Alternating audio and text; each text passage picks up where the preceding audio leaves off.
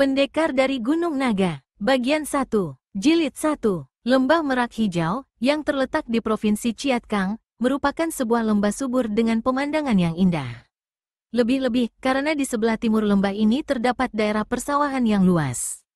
Dan pada saat itu, padi yang ditanam telah masak menguning, hingga kemanapun mata memandang, seolah-olah hamparan permadani emaslah yang kelihatan. Bila angin bertiup, padi-padi masak menguning itu bergoyang melambai-lambai, mengalun lemah gemulai. Di pagi yang cerah ini, di antara desau tiupan angin lembah yang segar, terdengarlah suara tiupan seruling yang merdu sekali. Barang siapa yang mendengarnya, pastilah akan tertegun dan memasang telinga baik-baik, menikmati suara seruling itu. Siapakah gerangan yang meniup seruling tersebut? Tentunya seorang seniman pandai yang dapat menggambarkan keindahan pemandangan alam sekitarnya, lewat hembusan napas yang disalurkannya ke dalam lubang seruling. Tetapi adalah di luar dugaan, karena kenyataannya si peniup seruling bukanlah seorang seniman, bukan pula seorang dewasa. Melainkan seorang anak gembala yang baru berusia 7 tahun, dan duduk di atas punggung seekor kerbau besar, tegap, berbulu bersih, dan berkilat. Perlahan-lahan kerbau besar itu melangkah menyusur tepi sawah, memasuki lembah Merak Hijau, kemudian mendaki bibir lembah di sebelah selatan. Di atas punggungnya, bocah berusia 7 tahun itu demikian asyiknya meniup seruling, hingga dia tidak peduli lagi kemanapun kerbaunya membawanya. Akan tetapi, ketika binatang itu sampai di atas lembah sebelah selatan, serta-merta si bocah menghentikan permainan serulingnya. Mulutnya ternganga dan sepasang matanya yang bening melotot, begitu dia menyaksikan pemandangan di hadapannya. Dua sosok tubuh yang hanya merupakan bayang-bayang hitam dan putih, dilihatnya berkelebat hebat, terlibat dalam suatu perkelahian yang gencar dan seru. Aneh, pikir anak itu, di tempat yang begini indah dan segar, ada orang berkelahi. Memperhatikan dengan mata tak berkesip lama-lama, membuat si bocah menjadi pusing sendiri. Beberapa kali dia memejamkan matanya, dibuka kembali, dipejamkan lagi, dibuka lagi. Ketika dia membuka sepasang matanya untuk yang kesekian kalinya, dilihatnya bayangan hitam mendesak bayangan putih, dan tahu-tahu satu tendangan dahsyat dilancarkan oleh sosok tubuh bayangan hitam. Tapi bayangan putih dapat mengelak. Tendangan maut itu tak sengaja terus melabrak kepala kerbau yang ditunggangi anak tadi. Terdengar lenguhan keras. Kerbau besar itu mencelat sampai beberapa tombak, angsrok di tanah, mati dengan kepala pecah. Anak lelaki tadi terpelanting dan nyangsrang dalam semak-semak. Pakaiannya habis koyak-koyak dan kulitnya baret luka-luka. Tapi suling kesayangannya masih tergenggam di tangan kanannya. Dengan susah payah dia keluar dari semak-semak itu, sambil mengomel marah ketika mengetahui apa yang terjadi dengan kerbau tunggangannya. Di depan sana, akibat kejadian yang tak disangka-sangka itu, dua orang yang tadi berkelahi mati-matian sama melompat mundur. Perkelahian terhenti dan keduanya memandang ke arah si bocah dan kerbaunya. Kini barulah anak lelaki itu dapat melihat dengan jelas sosok tubuh dan rupa kedua bayangan hitam dan putih tadi. Di depan sebelah kanan, tegak seorang kakek-kakek berjubah hitam, berkepala botak pelontos yang kilat-kilat ditimpa sinar matahari. Sepasang alisnya tebal, kumisnya jarang tapi tebal-tebal dan panjang. Tampangnya persis seperti anjing air. Di sebelah kiri berdiri pula seorang kakek-kakek berpakaian putih. Rambutnya panjang putih meriap bahu. Dia memelihara kumis serta janggut lebat yang juga berwarna putih. Sepasang matanya memandang tajam pada bocah yang memegang suling, sedang kulit keningnya berkerut seolah-olah dia tengah memikirkan sesuatu. Meskipun tadi hanya melihat bayangannya saja, namun bocah pengembara itu yakin kakek berjubah hitam itulah yang telah melepaskan tendangan hingga mematikan kerbaunya. Bocah ini memang mempunyai dasar watak yang berani. Dengan mata melotot dan air muka menunjukkan kemarahan, dia membentak pada kakek jubah hitam. "Tua bangka botak, kau telah membunuh kerbauku, aku pasti akan dirajam oleh majikanku. Kau harus menggantinya, kalau tidak." Seumur hidupnya, baru kali itu kakek berjubah hitam dimaki begitu rupa oleh seorang lain, apalagi anak-anak yang masih ingusan pula. Tentu saja darahnya naik ke kepala.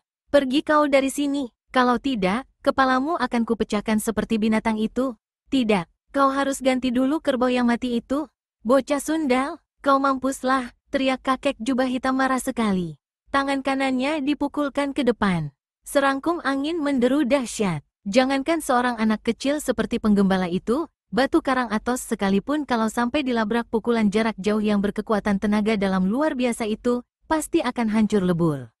Tapi sebelum pukulan tangan kosong itu menghantam anak gembala, dari samping menderu angin pukulan lain, menggempur angin pukulan yang pertama hingga berantakan dan punah. Ternyata kakek berpakaian putihlah yang telah menolong bocah itu. Si anak yang tidak sadar kalau dirinya baru saja terlepas dari bahaya maut, dengan marah mengangkat sulingnya tinggi-tinggi dan lari ke arah kakek berjubah hitam. Tua bangka botak, ku gebuk kau dengan sulingku, kalau kau tak mau ganti kerbau yang mati. Anak yang berani ini tidak menyadari sama sekali, kalau perbuatannya itu bakal merenggut nyawa sendiri. Karena dalam kemarahannya, kakek jubah hitam memang sudah berniat membunuh anak itu. Tapi lagi-lagi orang tua berpakaian putih menyelamatkannya. Sekali bergerak, kakek yang satu ini tahu-tahu sudah telah mencengkeram kerah pakaian bocah itu dan menariknya ke tempat yang aman. Budak, keberanianmu luar biasa dan mengagumkanku. Tapi si kepala botak itu bukan lawanmu. Biar aku yang mewakilimu untuk menggebuknya. Sesaat anak gembala itu terdiam. Kemudian dengan merengut dia berkata, kalian tua-tua bangka tak tahu diri. Berkelahi macam anak-anak, kakek berjanggut putih tertawa gelak-gelak. Tapi sebaliknya, si jubah hitam kepala botak membentak garang dan menyerbu. Kembali kedua orang ini bertempur hebat. Kembali tubuh mereka menjadi bayang-bayang hitam putih, dan kembali pula si bocah menjadi sakit mata dan pening kepalanya menyaksikan. Namun dia memaksakan untuk memperhatikan kejadian hebat itu, sambil tiada hentinya berteriak, janggut putih, ayo kau hajar kepala botak pembunuh kerbauku itu. Sikat, pecahkan kepalanya seperti dia memecahkan kepala binatang gembalaanku. Teriakan-teriakan anak ini seolah-olah memberi semangat pada kakek berpakaian putih. Sebaliknya, membuat si botak jadi penasaran setengah mati. Dari balik jubah hitamnya, si botak ini keluarkan senjatanya, berupa tongkat kayu berwarna hitam legam dan memancarkan sinar menggigitkan. Setelah bertempur hampir 200 jurus, ternyata dia tak dapat merubuhkan lawan dengan tangan kosong. Maka kini, dengan senjata itu dia berharap bakal dapat mengalahkan kakek janggut putih. Di lain pihak, lawannya begitu melihat musuh pegang senjata, tidak pula menunggu lebih lama, segera keluarkan senjatanya, yakni sebatang tombak pendek terbuat dari baja putih yang kedua ujungnya bercagak. Sesaat kemudian, keduanya sudah bertempur kembali dengan hebatnya. Kini bayangan pakaian mereka yang putih dan hitam dibuntali oleh sinar dari senjata masing-masing dan menderu-deru dengan dahsyatnya. Bocah gembala yang berdiri jauh dari tempat itu merasakan bagaimana sambaran kedua senjata tersebut membuat lututnya goyah, dan tubuhnya bergetar menggigil. Terpaksa dia menjauh sampai satu tombak dari kalangan pertempuran. Sementara mata dan kepalanya semakin sakit menyaksikan. Dalam satu gebrakan hebat, kakek janggut putih berhasil mendesak lawan. Dan setelah mengirimkan tusukan-tusukan gencar ke arah lawan, tiba-tiba robah gerakan tongkatnya dengan satu kemplangan yang tidak terduga. Kakek botak berseru kaget. Buru-buru dia melintangkan senjatanya di atas kepala. Tombak baja dan tongkat kayu mustika beradu dengan keras, mengeluarkan suara nyaring. Tongkat kayu mental patah dua, sedang tombak baja terlepas dari tangan kakek janggut putih. Nyatalah, kedua kakek-kakek itu sama tangguh, meskipun si janggut putih unggul sedikit dari lawannya. Selagi kakek janggut putih melompat mengambil tongkatnya, si kepala botak rangkapkan dua tangan di depan dada, kaki terkembang, dan kedua matanya dipejamkan. Mulutnya komat kamit, dari ubun-ubun kepalanya mengepul asap hitam. Kemudian terdengar kekehannya, manusia keparat. Jangan harap kali ini kau bisa bernapas lebih lama. Kepulan-kepulan asap hitam itu sedetik kemudian berubah menjadi 8 buah tangan yang amat besar, berbulu dan berkuku-kuku panjang laksana cakar burung Garuda, dan mulai menggapai-gapai ke arah kakek janggut putih. Ilmu Hoatsut, teriak si janggut putih dengan wajah berubah. Hoatsut, ilmu sihir hitam. Hatinya tercekat. Segala macam senjata sakti dan ilmu silat hebat bagaimanapun dia tidak gentar. Tapi menghadapi ilmu siluman, mau tak mau hatinya berdebar juga. Dia mengambil keputusan nekat, menghajar si kepala botak itu lebih dulu sebelum ilmu hitamnya melancarkan serangan. Dengan memutar tombak bajanya sekeliling tubuh, dia menyusup di antara kepulan asap hitam. Jilid 2. Akan tetapi, sebelum tongkat baja berkepala dua itu mampu mendekati kakek jubah hitam sampai jarak 3 jengkal, tiba-tiba 8 buah tangan mengerikan telah berserabutan menyerang kakek janggut putih. Si kakek tersentak dan buru-buru menghindarkan diri. Tapi 4 tangan berkuku panjang itu masih memburunya dengan ganas. Si kakek kiblatkan tombak bajanya, sekaligus melabrak 4 buah tangan yang menyerang. Aneh, Meskipun jelas dia berhasil menghantam 4 tangan mengerikan itu, namun tombaknya lewat begitu saja seolah-olah menghantam udara kosong. Dan dalam pada itu, salah satu tangan tersebut telah berkelebat dengan cepat dan Brad, pakaian di bagian dada si kakek robek besar. Kuku-kuku yang panjang masih sempat membuat baret daging dadanya dan kontan orang tua ini merasakan tubuhnya panas dingin. Buru-buru dia salurkan tenaga dalamnya ke bagian dada yang cedera, dan rasa sakit panas dingin berangsur-angsur berkurang. Dalam pada itu, di depan sana kakek jubah hitam kembali keluarkan suara tawa mengekeh dan 8 tangan siluman kembali menyerbu. Kakek janggut putih maklum bahwa segala pukulan sakti dan tombaknya tak akan mampu menghadapi ilmu sihir yang ganas itu. Dia hanya sanggup bertahan dengan mengandalkan ginkangnya yang sudah amat tinggi. Tapi sampai berapa lama dia bisa berbuat begitu? 100, 200, atau katakanlah sampai 300 jurus di muka? Dalam umurnya yang sudah demikian lanjut, apakah dia mampu melaksanakannya? Cepat atau lambat dia bakal celaka juga? Hal ini membuat dia nekat dan mengamuk dengan hebat. Tapi ilmu siluman musuh betul-betul luar biasa. Dalam tempo beberapa jurus saja, dia sudah didesak habis-habisan. Bocah penggembala yang mengharapkan agar kakek janggut putih bisa menghajar si botak yang telah membunuh kerbaunya itu, jadi kecewa dan penasaran ketika menyaksikan bagaimana justru kakek janggut putih itu terdesak hebat, bahkan terancam jiwanya. Karena saat itu, beberapa kali tangan-tangan iblis berkuku panjang telah memukul dan mencakar tubuhnya, hingga dalam tempo singkat kakek ini mandi darah akibat luka-luka yang dideritanya. Dengan marah, anak laki-laki itu mulai mengumpulkan batu-batu sebesar kepalan dan melempari kakek jubah hitam dari belakang. Tapi semua batu-batu yang dilemparkan, jangankan mengenai, mendekati tubuhnya saja pun tidak. Karena batu-batu itu mental kembali akibat hawa sakti yang keluar dari tubuh si jubah hitam kepala botak. Hebatnya kakek janggut putih itu, meskipun sadar bahwa dirinya bakal celaka dan kematiannya sudah ditentukan saat itu, namun dia masih saja bertahan dan melawan mati-matian, sama sekali tidak mau menyerah, apalagi lari menyelamatkan dirinya. Melihat keadaan kakek berjanggut putih itu, dan khawatir kalau tangan-tangan siluman itu bakal menyerangnya pula, timbullah rasa takut dalam diri anak penggembala. Tetapi anehnya, dia sama sekali tidak pula melarikan diri dari tempat ini. Malah untuk menghilangkan rasa takut itu, anak ini ambil serulingnya dan mulai meniup. Lagu yang dimainkannya sama sekali tak menentu. Rasa takut dan khawatir melihat keselamatan si kakek janggut putih terancam, membuat tiupan serulingnya melengking-lengking tak karuan. Tetapi justru tiupan seruling inilah yang mendadak sontak mengubah keadaan di dalam kalangan perkelahian hidup mati itu.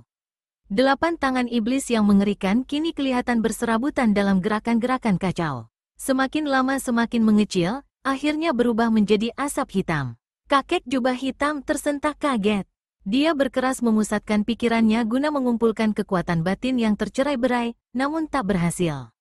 Bahkan tangan-tangan siluman itu telah berubah jadi kepulan asap hitam dan lenyap. Celaka, seru kakek botak ini. Dia buka kedua matanya. Justru di saat itu, musuhnya yang telah luka parah laksana banteng terluka mengamuk, melihat perubahan yang mendadak dan adanya kesempatan untuk menyerang, tanpa tunggu lebih lama lancarkan gerakan mematikan yang bernama Joan Hun Kiguat, atau menyusup awan mengambil rembulan. Tongkat baja bermata dua itu menusuk laksana kilat ke dada si jubah hitam, dan tanpa dapat dielakkan lagi, tepat menembus jantungnya. Hingga tanpa suara sedikit pun, kakek berkepala botak itu minggat nyawanya ketika itu juga. Melihat si pembunuh kerbaunya mati, anak gembala tadi bersorak gembira dan jingkrak-jingkrakan. Syukur, mampuslah pembunuh kerbau, baru aku puas sekarang. Tapi bila ingat apa yang akan dikatakannya nanti pada majikannya akan ini, lantas jadi termenung murung. Sementara itu, si janggut putih yang tubuhnya penuh luka-luka, dalam keadaan megap-megap segera bersila di tanah. Atur jalan darah dan napas, serta salurkan hawa sakti tenaga dalam ke seluruh bagian tubuhnya. Beberapa saat kemudian, dia keluarkan 2 macam obat, yakni beberapa butir pil dan sebungkus obat bubuk. Pil itu ditelannya sampai habis, sedang obat bubuk dituangkannya pada luka-luka sekujur tubuhnya. Kemudian kembali dia bersila, sekitar seperminuman teh berlalu. Perlahan-lahan orang tua ini membuka kedua matanya dan berdiri. Meski kini dia telah selamat dari kematian, namun kesehatannya belum pulih keseluruhannya. Ternyata, cakar dari jari-jari tangan siluman yang telah membuat dia cedera itu mengandung racun yang berbahaya. Untung saja dia membawa persediaan obat, kalau tidak, meskipun dia berhasil membunuh musuh, namun racun yang mengendap bukan mustahil bakal membuat dia menemui ajalnya pula dalam 1-2 hari di muka. Orang tua ini kemudian ingat pada anak gembala itu, yang kini tengah duduk termangu-mangu di bawah sebatang pohon. Meskipun kerbau gembalaannya mati bukan karena kesalahannya dan si pembunuh sudah pula menemui ajal, namun majikannya pasti tak mau peduli. Masih mending kalau dia diberhentikan dari pekerjaan, kalau disuruh ganti. Selagi dia termenung sudah begitu rupa, tiba-tiba satu bayangan putih berkelebat. Dia merasakan tengkuk pakaiannya dicekal orang dan kemudian dirasakannya tubuhnya laksana terbang. Memandang ke samping, ternyata dia telah dipanggul oleh kakek berjanggut putih dan membawa lari dengan kecepatan yang luar biasa, membuat dia gamang dan ngeri. "Orang tua, kau mau bawa aku kemana?" seru si bocah dengan suara gemetar. "Budak, kau diam sajalah. Tak usah banyak tanya, tapi aku harus kembali pada majikanku. Memberitahu tentang kerbau yang mati itu." Si kakek tertawa. "Kau anak baik yang tahu apa artinya tanggung jawab. Tapi lupakan saja majikanmu dan kerbaumu itu. Persetan, potongan tubuh dan ruas tulangmu kulihat bagus sekali.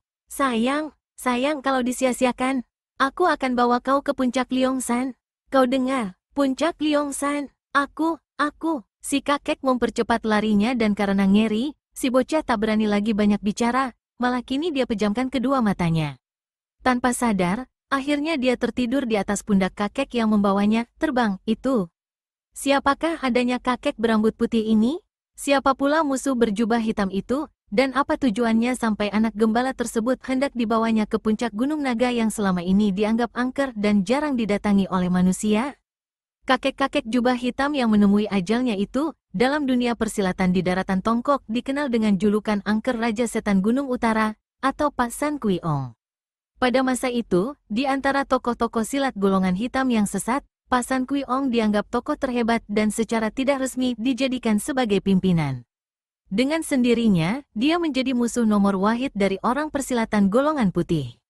Sekitar 3 tahun yang lalu, antara Pasan Kui Ong dengan kakek-kakek janggut putih yang membawa lari anak gembala tadi, telah terjadi bentrokan. Dalam perkelahian 1 lawan 1 yang seru dan berlangsung 100 jurus, kakek janggut putih berhasil mengalahkan Pasan Kui Ong. Kekalahan ini bibit pangkal dendam kesumat sakit hati. Selama 3 tahun, Pasan Kui Ong melatih diri memperdalam ilmu silat, tenaga dalam, dan ginkangnya. Di samping itu, dia meyakini pula satu ilmu baru, yakni ilmu hitam atau sihir. Setelah dia merasa cukup sanggup untuk melakukan penuntutan balas, maka dicarinyalah kakek janggut putih tadi. Ternyata Pasan Kui Ong memang berhasil menghadapi musuh besarnya itu, bahkan ilmu hitamnya dia hampir saja dapat membunuh lawan. Namun tiada disangka-sangka, ilmu sihirnya musnah berantakan hanya karena tiupan seruling bocah penggembala kerbau. Dan akhirnya, secara penasaran dia terpaksa serahkan jiwanya pada musuh. Lalu siapa pulakah kakek janggut putih itu? Jilid 3. Kalau sebelumnya telah dijelaskan bahwa Pasan Kui Ong merupakan tokoh silat golongan hitam yang paling tinggi ilmu silat dan kesaktiannya pada masa itu, maka dari golongan putih, boleh dikatakan kakek janggut putih itulah yang menjadi tokoh kelas wahidnya. Dia dikenal dengan nama Kiat Bo Ho Siang, berusia 70 tahun, dan bergelar Sin Jiu Tung Ong atau Raja Tongkat Tangan Sakti. Meskipun Kiat Bo Ho Siang telah dianggap sebagai jago nomor 1 pada masa itu, namun tokoh-tokoh persilatan bukan tidak mengetahui bahwa sesungguhnya masih ada seorang tokoh yang luar biasa kesaktiannya, yang sukar bahkan tak ada tandingnya di seluruh Tiongkok. Namun sudah sejak lama orang ini mengundurkan diri dari urusan duniawi, dan di mana beradanya sekarang tak seorang pun yang mengetahui. Cuma diketahui bahwa tokoh luar biasa itu adalah Su Heng atau kakak seperguruan dari Kiat Bo Ho Siang. Namanya Ik Bo Ho Siang dan sudah berusia lebih dari 80 tahun, bergelar Kim Bong Kiam Hek atau pendekar pedang pelangi emas. Diduga hanya Kiat Bo Ho Siang sendirilah yang mengetahui di mana Su Hengnya itu berada. Sementara itu, diketahui pula bahwa Ik Bo Ho Siang mempunyai 2 orang pembantu masing-masing berusia 60 tahun, yang kepandaiannya hanya 1 tingkat saja di bawah kepandaian Kiat Bo Ho Siang. Jika baru pembantunya saja sudah memiliki kepandaian tinggi demikian rupa, maka dapat dibayangkan betapa luar biasanya Ik Bo Ho Siang sendiri. Sebagaimana lazimnya yang terjadi di kalangan Kang Ou, tokoh silat berkepandaian tinggi itu biasa mempunyai sifat-sifat yang aneh. Sifat ini tidak pula terlepas dari diri Ik Bo Ho Siang. Namun keanehannya ini sudah melampaui batas-batas yang dianggapnya wajar, hingga banyak orang yang berpendapat bahwa kakek sakti itu tidak sehat pikirannya, alias berotak miring atau setengah gila. Cuma untuk menyatakan pendapat atau anggapan itu secara terang-terangan saja, tak satu pun yang berani. Karena kalau sampai terdengar oleh Ik Boho Siang, maka itu sama saja dengan mengundang penyakit. Setelah lari hampir 100 helai dan siang telah berganti dengan malam, Kiat Boho Siang baru berhenti. Anak kecil yang didukungnya ternyata telah tertidur. Perlahan-lahan bocah ini dibaringkannya di tanah.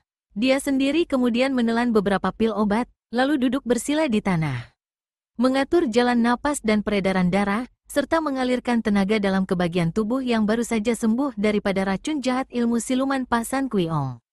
Beberapa saat kemudian, kembali dia melanjutkan perjalanan, lari dalam gelapnya malam, persis seperti setan yang berkelebat gentayangan. Menjelang pagi, Kiat Boho Siang istirahat dan tidur sebentar, dan bila matahari terbit dia meneruskan perjalanan kembali. Seringai gembira tersungging di mulutnya, ketika di hadapannya terlihat Gunung Naga, Liongsan, yang menjulang tinggi. Penduduk di sekitar tempat itu menganggap gunung itu angker, tak satu orang pun berani mendekati kaki gunung. Tapi Kiat Boho Siang seperti orang tak peduli, dan terus mendaki gunung yang menjulang ini. Sampai pertengahan lereng, jalan yang menuju puncak gunung masih mudah ditempuh dan tidak berbahaya. Tapi selewatnya pertengahan lereng, pepohonan dan semak belukar mulai rapat. Ular-ular pohon kelihatan membelit dan bergelantungan di mana-mana. Sekali seseorang kena dipatuk, pasti dalam waktu 2 atau 3 menit akan mati akibat bisanya yang jahat. Kiat Boho Siang nampaknya tidak peduli akan binatang-binatang itu. Bahkan ular-ular itu sendirilah yang menjauh ketakutan, karena dengan kesaktiannya yang tinggi, tubuh kakek ini mengeluarkan hawa panas yang membuat takut ular-ular dalam hutan, sama sekali tidak mengganggu bocah penggembala yang sampai saat ini masih tertidur nyenyak di atas pundak kirinya. Selewatnya pertengahan lereng, perjalanan betul-betul sulit dan berbahaya. Di mana-mana menghadang batu-batu karang raksasa runcing menjulang langit, licin berlumut lembab. Di sela batu-batu karang ini membentang jurang-jurang terjal yang gelap, sedang kabut bertebar menutupi pemandangan. Akan tetapi hebatnya, seolah-olah dia berlari di jalan yang rata dan seperti sepasang matanya dapat menembus tebalnya kabut, kakek sakti Kiat Boho Siang terus saja lari seenaknya. Melompat dari atas batu karang yang satu ke batu karang yang lainnya, melayang di atas jurang-jurang maut, hingga akhirnya sampai di puncak Liongsan. Saat itu, di salah satu puncak Liongsan yang dingin, 2 orang tua berpakaian putih-putih asyik bermain tioki, catur. Yang pertama berambut putih berbadan pendek. Usianya sekitar 60 tahun, dan dikenal dengan nama Toasin Hosiang. Yang seorang lagi kurus tinggi, bermuka hitam, juga berusia sekitar 60 tahun. Keduanya bukan lain adalah pembantu-pembantu Ik Boho Siang yang berkepandaian tinggi itu. Sementara orang menyebut mereka sebagai pembantu Ik Boho Siang, karena memang sebegitu jauh tokoh berkepandaian luar biasa itu tak pernah mengangkat mereka sebagai murid, sekalipun segala kepandaian silat didapat dari Ik Boho Siang sendiri. Di samping itu, mereka dari sejak dulu memang bertugas melayani dan memenuhi apa-apa keperluan Ik Boho Siang. Seperti telah diterangkan sebelumnya, Ik Boho Siang mempunyai sifat-sifat aneh yang boleh dikatakan seperti kurang sehat pikiran. Keanehan ini dengan sendirinya menular pula pada kedua pembantunya, meskipun tidak segawat Ik Boho Siang sendiri. Demikianlah, selagi asyik main tioki dan ketika Toasin Hosiang baru saja hendak membunuh salah satu bidak lawan, tiba-tiba Losam Hosiang menggoyangkan kepalanya dan berkata, "Hei, ada orang datang." Toasin Hosiang juga sudah mendengar. Sesaat keduanya saling memandang heran. Memang sudah sejak lama sekali tak pernah ada orang luar yang naik ke puncak Liongsan. Jika hari itu ada orang yang datang, ini merupakan suatu yang luar biasa. Baru saja Losam Hosiang bicara, maka berkelebat satu bayangan putih, dan tahu-tahu di depan mereka sudah tegak seorang kakek-kakek berpakaian, janggut, kumis, dan rambut serba putih. Di pundaknya kirinya tidur nyenyak seorang bocah lelaki berusia 7 tahun. Begitu melihat siapa adanya kakek ini, secepat kilat kedua pembantu Ik Boho Siang jatuhkan diri dan berlutut hormat. Ah, sungguh tak disangka kalau puncak Liongsan hari ini akan kedatangan tamu yang bukan lain adalah Susiok kami sendiri. Susiok artinya paman guru, yang berkata ini adalah Losam Hosiang. Sang tamu yang tentu saja sudah dapat diduga, yakni Kiat Boho Siang adanya, menyeringai. "Apakah saudaraku Ik Boho Siang ada?" "Tentu saja ada," Sudah sejak 20 tahun beliau tak pernah meninggalkan puncak Liongsan ini, menjawab Lo Sam Hosiang. Sementara itu, Toa Sin Hosiang bertanya dengan hormat, apakah Susiok baik-baik saja selama ini? Tentu saja. Susiok, siapakah bocah yang kau bawa ini? Kembali Toa Sin Hosiang bertanya. Lo Sam Hosiang pun kepingin pula mengetahui. Siapa namanya pun aku tidak tahu, aku cuma kenal dia adalah anak gembala. Selama belasan tahun Kiat Bo Hosiang tak pernah datang, dan sekali muncul membawa seorang anak lelaki, tentu saja ini mengherankan kedua pembantu Ik Bo Hosiang itu. Sekarang lekas kalian beritahu pada suhengku itu, bahwa aku ingin bertemu dengan dia untuk urusan penting. Sekilas dua pembantu Ik Bo Hosiang saling lirik. Lalu memperhatikan bocah di atas bahu Susiok mereka, dan memperhatikan pula pakaian Kiat Bo Hosiang yang robek-robek serta guratan-guratan panjang pada kulit dadanya. Hai, kalian berdua tunggu apa lagi? Cepat beritahu. Saat itu, dua pembantu Ik Bo Hosiang sudah bangkit dan berdiri kembali.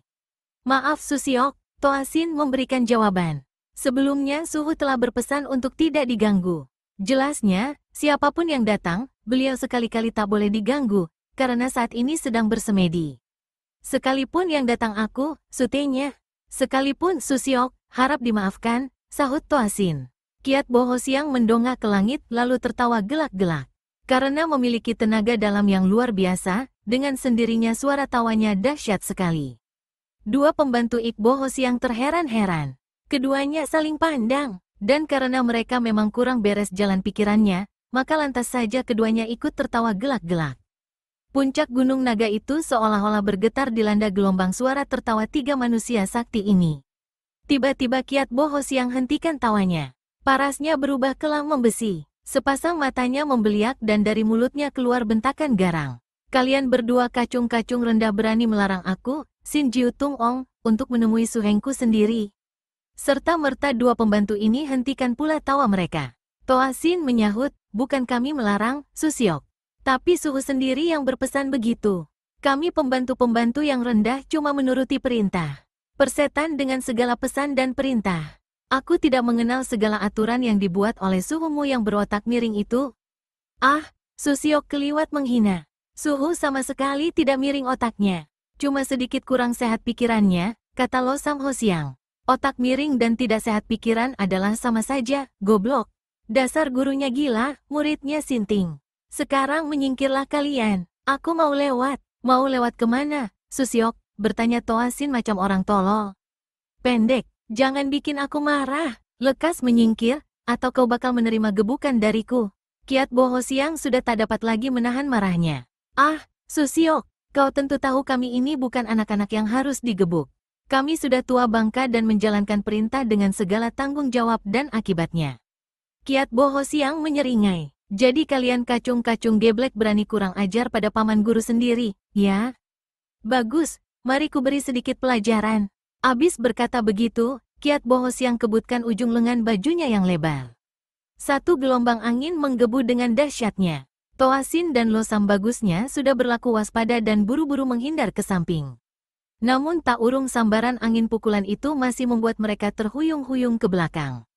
Susiok, kau pun nyatanya sinting. Hendak menurunkan tangan jahat terhadap pembantu-pembantu suhengmu. Tapi jangan kira kami takut. Demi tugas, setan kepala 100 pun kami bakal hadapi. Dan kau nyatanya cuma punya satu kepala. Yang bicara begitu adalah si pendek Toa Sin Hosiang, yang memang lebih keblinger daripada rekannya. Bahkan kemudian dia tertawa-tawa seenaknya. Kutuk serapah menyembur dari mulut Kiat Bo Hosiang dan langsung saja menerjang ke arah Toa Sin.